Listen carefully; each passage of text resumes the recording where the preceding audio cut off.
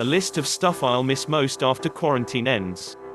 It is funny how quick life can change. Back in the day, the only time we started panic buying was when the bartender yelled, "Last call."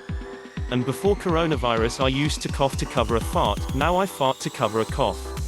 Times are tough, guys. I'm quarantined with my wife, and if I die, I can assure you it was not the virus that killed me. I recently wrote about all the stuff I most look forward to when all this ends. Like petting dogs. And my friends getting laid again, and those warm, balmy evenings with friends and drinks. Good God. We're all feeling the boredom, and these people said it best. Social distancing rule: if you can smell the fart, move further apart. But now I want to talk about all the stuff I'll miss, like the shortage of toilet paper is apparently comedic gold. Because I will miss it. My quarantine routine is very simple. I wake up and go insane. 10. Less traffic. Lol, I actually don't care about traffic, I think it's kind of zen. I'll be honest, I 100% put this for everyone else watching.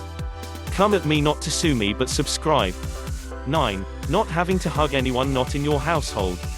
Oh, I know I should totally grow a spine and just say something, but what? And also, are you insane? Because real life doesn't work that way.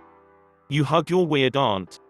You awkwardly hug your dad and try to keep your boobs away. You hug the guy whose name you're not quite sure of.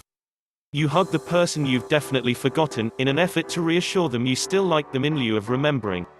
But in quarantine, ain't none or that. And it's nice.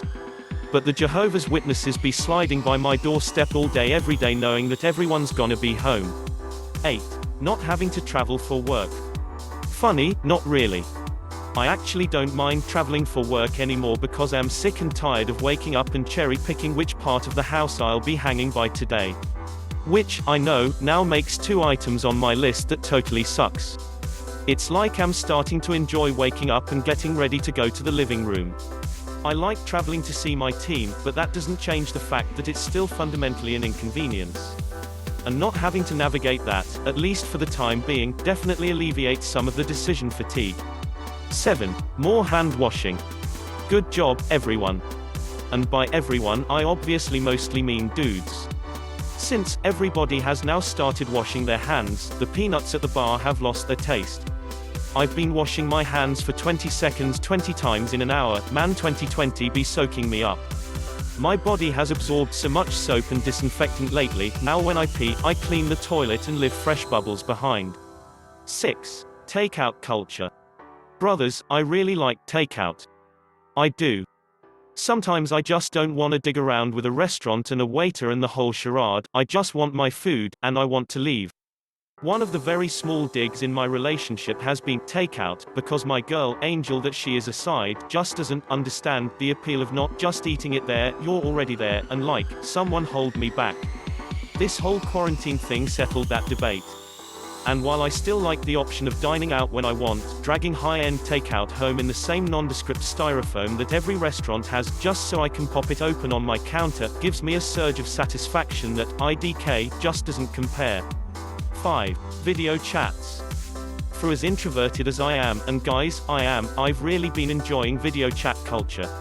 I have, oddly, emerged as a quarantine extrovert, whatever that means, and I guess what I'm saying is that when socializing involves little more than pouring myself a glass of wine and sitting at home, then 12 seconds of goodbye, and a single click Xing out, I'm all for it. It's actually even easier than the Irish goodbye, when you think about it, and I was already a big fan of that. 4. Saving money. You know my 2 biggest expenditures after rent. Skydiving and eating out. You wanna know how much money I'm saving right now? Well, me too, because I haven't added it up, but I'd be willing to bet not quite a bit. I swear this pandemic has achieved what no female has ever been able to achieve. It has cancelled sports, closed all bars and kept all guys at home.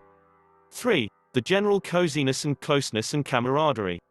Guys, my apartment is the same as it was 3 weeks ago, apart from the, 17 or 24 candles I've bought in that time, but somehow it just feels cozier. And I like that. Even beyond our walls, there's just a general increase in camaraderie and closeness across everyone that, well, day to day, we don't have. 2. A great excuse not to go out. What's that? Oh sorry, I can't, and also you can't, because Corona. I'll miss the days when I didn't have to think up a stupid excuse to dodge the haphazard invite to the lame outing I don't want to be a part of. 1. The anticipation of getting back to real life. Am I an dash hole for saying this? If so, fine, hate me for my imperfections. Because I stand by it. Look, I love a good bout of anticipation. I just can't wait to tell my boss that I got a letter that says I'm an essential employee, and a paycheck that says I'm not. And when I think about the top 3 things I'm most looking forward to getting back to: skydiving, drinks with friends in the afternoon, drinks with friends in the evening, a big part of that joy is the anticipation. Because a bigger part of the joy in anything is the anticipation. And while I am so excited to get back to real life, I also, deep down inside, am secretly gnawing on the long wave, growing desire, tempering slowly with each week. This is a time we can never come back to, and while I agree we never should, it marks a very dark time in our recent history, and we'll be better when we're on the other side. The reality is, it still marks a moment in our lives, and that moment was defined by a number of feelings. Some, uncertainty, fear, anger, loss, were bad. I'd argue, are the sort of things we could benefit from, because they make us feel more alive on the other side. Plus, my 28th birthday is today, but I just want everyone to know that I will be postponing it indefinitely due to this lockdown, and I will be turning 28 at a later date. Thank you. Oh. And thank you so much for smiling or laughing or sharing and liking this video.